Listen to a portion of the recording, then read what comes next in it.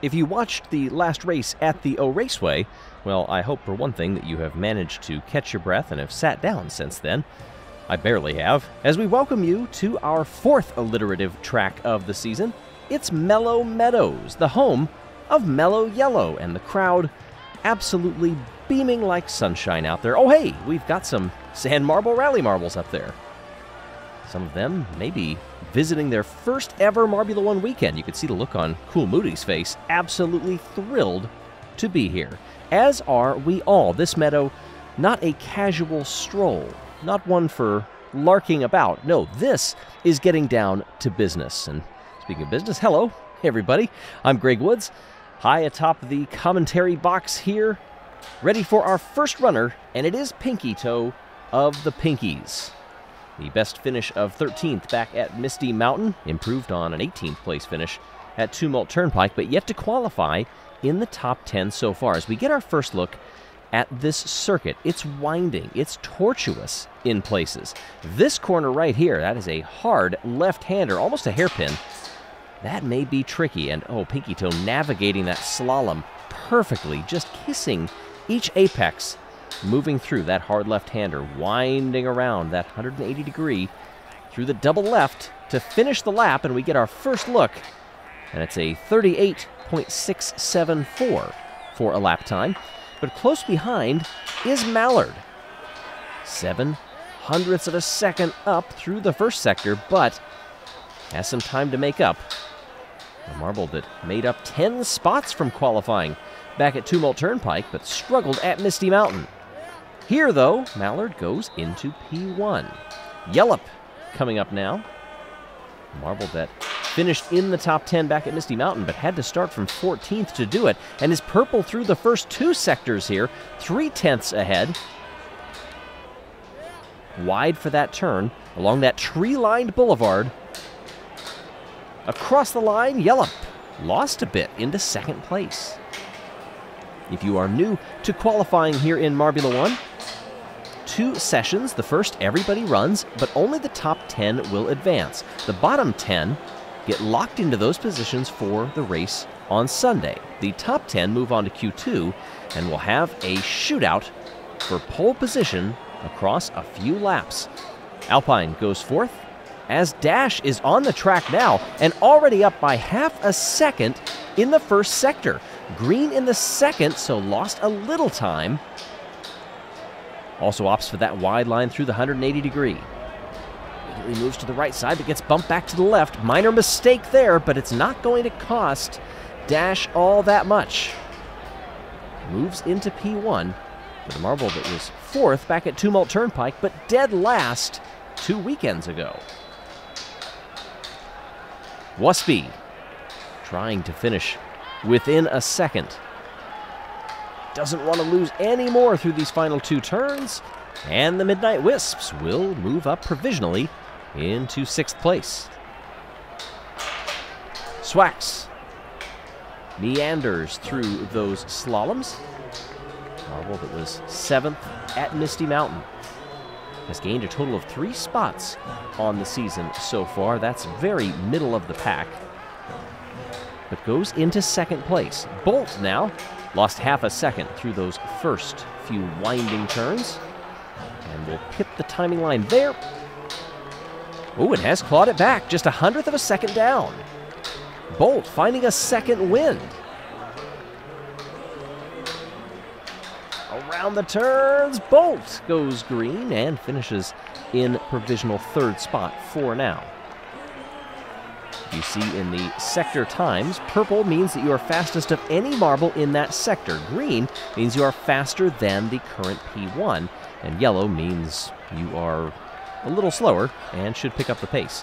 You see that purple for Shimmer, almost half a second, but lost it in the final and goes second. Arup, in the meantime, is 0.3 up on the best time. Oh, but hitting the front of those slaloms back and forth, and look at the difference in time, lost half of a second. That is going to be tough to make up in the third. Tries to build up speed here, but keep it composed. Tries to late apex on that final turn, and it did help some. Arup goes up into 3rd spot. So with 10 marbles complete, we look now at the elimination zone from here on out. Every marble that runs, one will drop down and will not advance. Rapidly comes up now. A marble that has lost 8 positions across 2 Grands Prix this year. Of course, Misty Mountain started 8th and finished 8th, so that loss was all at Tumult Turnpike. Very first race of the season. Savage Speeders yet to pick up a win so far. They have combined, though, for 3 top 10 finishes, and that's not the quickest way to move between those yellow slaloms. Nearly 9/10 down as Mocha begins the lap. Here comes Rapidly, 8th. That does push Wuspy out. Not terribly surprising. Wuspy has qualifications of 19th and 18th. Mocha, half a second up, and Purple in the second sector. Snaking down through the third. What can Mocha do across the line? Second. Coming just 1 race after Bonbon won a thrilling Grand Prix at the O Raceway. Those Chocolatiers keeping things moving. Here comes Smoggy, entering into that long, winding hairpin. Smoggy comes through. Not great. 9th. Pinky Toe and Alpine have been the most recent 2 eliminated. Smoggy, our winner, back at Sleet Street. Mimo, look at that, 0.87 faster. Oh, but then hits the inside of the second to last turn. Oh, and it all goes away. What looked to be a sure advancement by finishing in the top 4 at this point turned into a bit of a bubble trip. We'll see what happens. Mimo is far from safe. Rapidly falls into the elimination zone as Cosmo comes through now in 10th. That bumps Smoggy down, but Cosmo is far from safe with a handful of runners still to go. Cerulean's turn now. Steadily improving over the course of the year. Did start in 18th back at Tumult Turnpike, finished 20th, went 7th to 4th, and now to 1st so far. That guarantees advancement to Q2. That's what the green means in that scoring pylon. And Minty Flav has taken the long way through that section. 1.5 seconds down after being almost dead even through the first sector. Minty Flav, our second place finisher at Misty Mountain, will be eliminated. Things have not trended well outside of that run for the Minty Maniacs. Here comes Red Eye. One of the marbles that ran at the O Raceway.